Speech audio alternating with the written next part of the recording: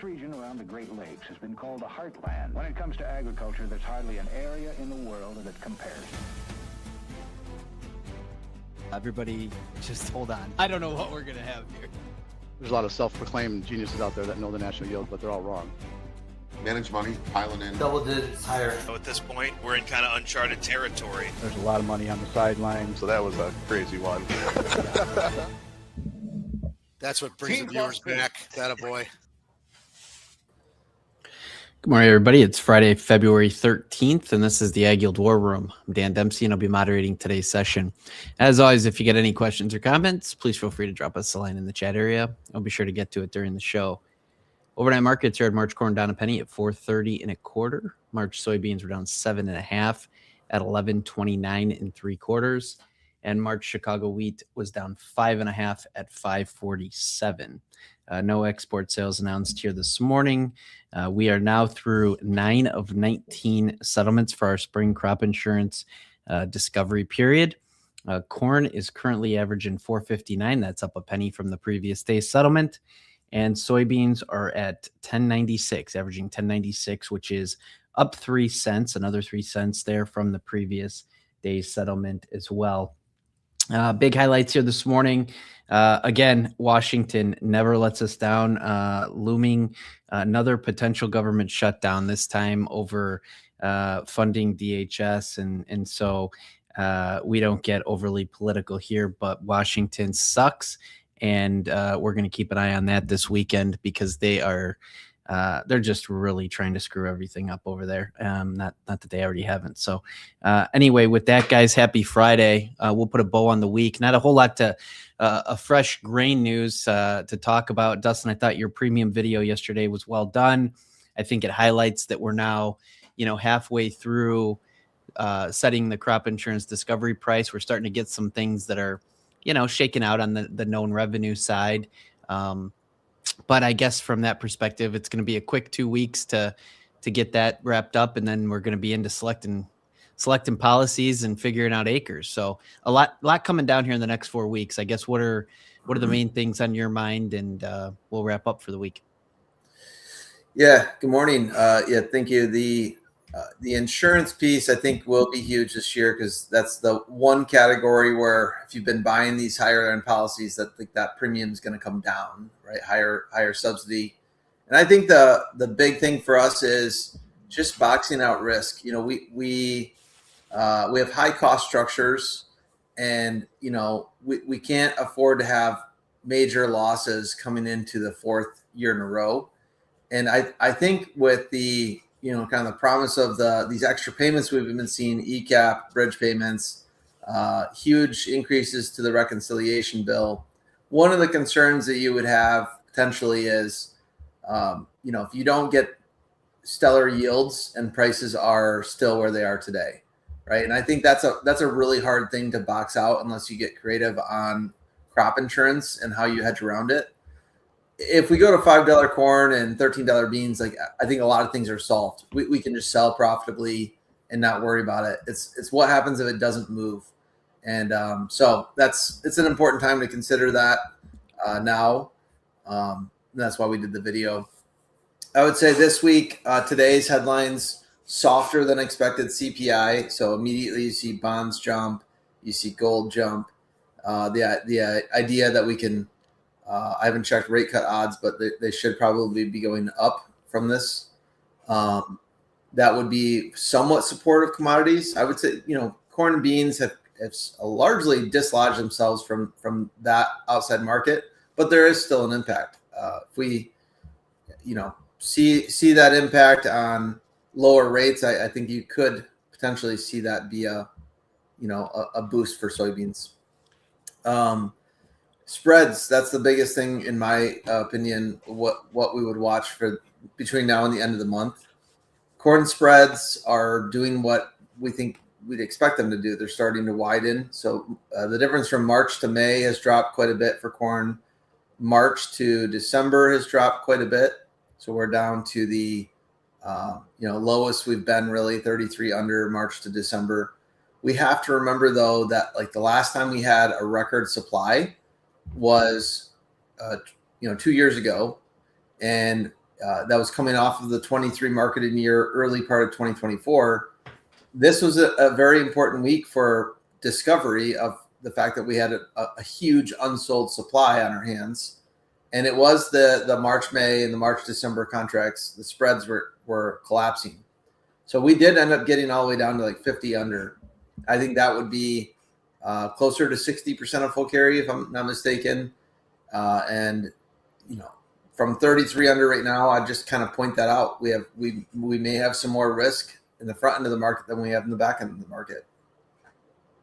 Very good. Yeah, and I would say I think what Powell is his term's over in May. So I would say that the likelihood of rate cuts just continues to uptick just based on a new regime and a new philosophy that is going to be at the Fed, at least for the near term. Wouldn't you agree?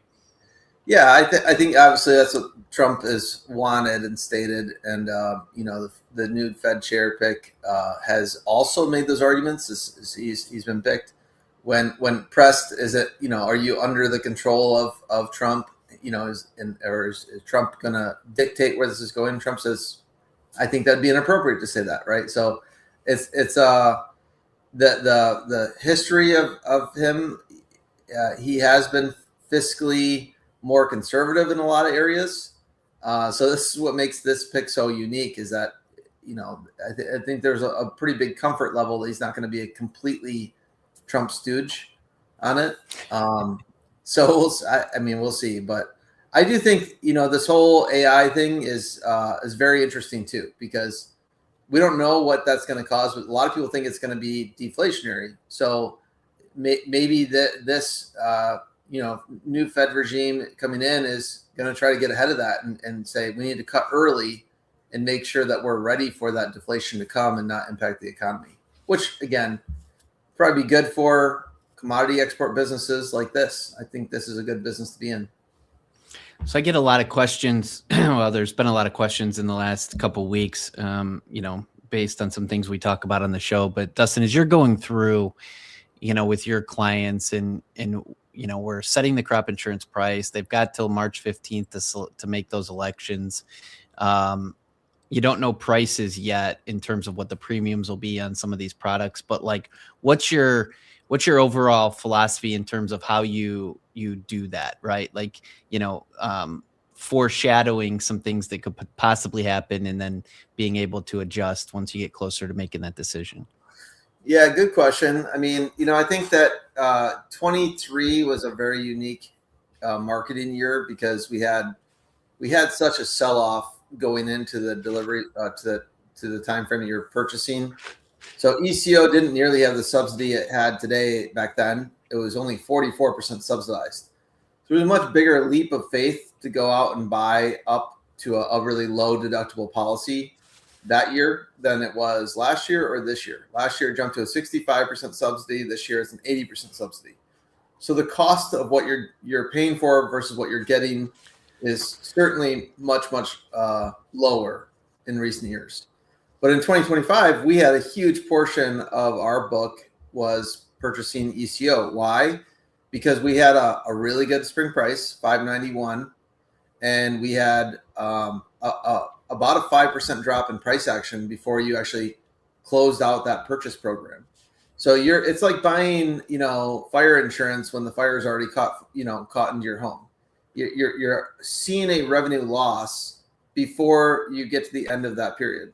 Now, that makes sense for when you're talking about ultra high cost and an uncertain payment situation that you would want to rely on that. I think right now with a super low cost structure, you're going to probably want to choose that either way. It's how the private products line up on top of it, right? Because now those are the ones that are unsubsidized, right? You decide whether or not it's worth for you to spend that extra money. And it might not even be about the product itself as what you can do on the marketing side beyond that, right? If you're at the higher end of things, and you let's just say we're at 458 now, and by the time that you go to selecting the final policy, you're at 490. That'd be a great outcome. We can do things marketing wise that makes that extra cost a little bit more palatable, because we can also secure price action at the same time So you're securing yield and you're securing price in various ways. We might be selling options at that point in time. And it's just how those two decisions combined impact your matrix of all possible outcomes, right? Because we don't know we're going to have a good yield, bad yield, good price, bad price. We're trying to box out risk. And we can do that easier in certain price environments than others. And so it's, I hate to say which direction we're going to go exactly for some of these, because it may ultimately depend on price action in the end. Sure. No, it's it's just a good point. You bring up a number of good points, but I think the takeaway is that, give us a call. Dustin's done some really good analysis up to this point on just a few directions for folks. We did put out another premium video there yesterday. So for those subscribers, please check that out. It's got some really good info in there as well. So very good. We'll move quickly here over to livestock. Ryland, seems like we're in a wait and see pattern a little bit for cash on cattle. And boy, the hogs starting to see a drop in open interest, and we're back to January levels, which is a little depressing. So I guess put a bow on the week for us. Yeah, absolutely. I mean, it's just been that kind of week. We had one nice little update, and that was pretty much it. So we're just kind of chopping around sideways. Looks like the market really wants to hold this 20-day moving average. We are in kind of a seasonal a more vulnerable time frame seasonally, especially with beef prices. Typically we see beef continue to kind of drop here between now and end of the month. Seasonal for futures is definitely on the more negative side just over the next several weeks. So I think that's something to be cautious about. Right now, we've only seen a little bit of cash trade at 242 this week in Kansas. It looks like asking prices are going to be right around there, maybe a little bit higher. So we'll see if the Packers do surprise and we can bounce, or at least see actually some good trade here by the end. And on the hog side of things, yeah, it's just been straight down. I mean, we've seen pretty heavy fund liquidation out of here. We are kind of in the midst of the roll, so it just feels like a lot of this optimism is slowly kind of waning. Cash prices were also down yesterday, and they were down about $1.22. So overall, I just think you kind of still have this weakness. We're kind of coming up, even on the 100-day moving average, right around 89.90. So I think that's kind of where we're headed at this point, without some big kind of jump here, I think, or big buying spree in cash. So we'll see if that does come to fruition. But right now, it just feels like we got to get through the roll time period, maybe kind of slow this down a little bit. But obviously, we're going to test some of those longer term support levels, and we'll see if they hold. Very good. We did it, boys. Nice work here this morning. So this is kind of unique. Brian is taking a little rest here today from Fun Fact Friday. I don't usually get on the show with Jack, so this feels kind of fun. I know we're gonna let Jack have a shot at Fun Fact Friday today, and I'm just gonna preface this: I don't know what he's gonna do, which way he's gonna go. So best of luck to everybody here. Nobody's off limits, I guess. Thanks, Dan. Always happy to be here on Fun Fact Friday. Any wasp I see, it's a fig wasp. Pearly guillotine, it's a fig wasp. When the harvest is clean, it's a fig wasp. It's a winged machine, it's a fig wasp. This, of course, are the opening lines to the song Big Fig Wasp by King Gizzard and the Lizard Wizard, perhaps the greatest rock band of all time. But of the countless times I've heard this song, I've never once questioned or thought of the lyrics. So today's Fun Fact Friday is all about me Googling what is a fig wasp and being slightly horrified on what I've discovered. So let's dive into this. So the relationship between figs and fig wasps is an ancient interconnected coevolution where one species cannot live without the other. Now, Dan, for our viewers at home, what is a fig? Is it a tree branch? It is not a tree branch. I was expecting. Can I phone a friend? Dustin, do you know what a fig is by chance? Don't Google it. He's cheating. Yeah, he's cheating. Oh. Anyway, you might think a fig is a fruit, but it is absolutely like Fig not. Newton. Yeah, like fig Got Newton. it. That's my You second guess. might assume, since figs grow on trees, that fig is a fruit, but it's not. It's actually something called an inflorescent, a cluster of flowers that has been inverted and blocked off from the outside world. That's called the syconium, right? So as a cluster of flowers, like all flowers, they need to be pollinated, but it's an insanely difficult thing to pollinate a flower that's been inverted. I mean, how are you going to get through, right? Totally. Enter the queen fig wasp, who, covered in pollen and the eggs of her unborn children, begins a suicide mission to pollinate figs. She has to enter to the fig's core. Now, queen fig wasps burrow through a small hole in the fig called an ostiole, and the task is so insanely difficult that it breaks its antennas and wings on the way in. So there is no returning from the inside of the fig. It's over. It's done. over. So Wow. once the queen wasp gets in, she literally lays her eggs and dies. Wow. The queen fig wasp is then broken down into a protein source by the fig's enzymes and consumed for nourishment. Because of this act alone, figs aren't technically vegan or vegetarian. They are. It takes a matriarchal sacrifice just to get a fig to grow. Wow. And that would be enough for a fun fact, truly. But now, in a growing fig, we have a larval community. Yes, the figs you consume spend most of their time growing up as a nursery for wasp larvae to grow and get big. I wish that was it. I truly wish I could just end it there. Unfortunately, what happens to these little baby guys? Well, the male and female wasps in there mate inside of your fig that you're consuming.